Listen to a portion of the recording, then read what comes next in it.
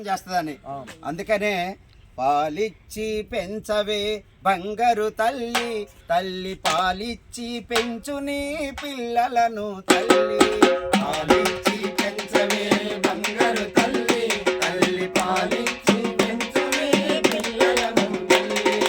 అమ్మ పాలు అమృతాన్ని మరిపిస్తాయి, ఆరోగ్యంగా బిడ్డను ఎదగనిస్తాయి.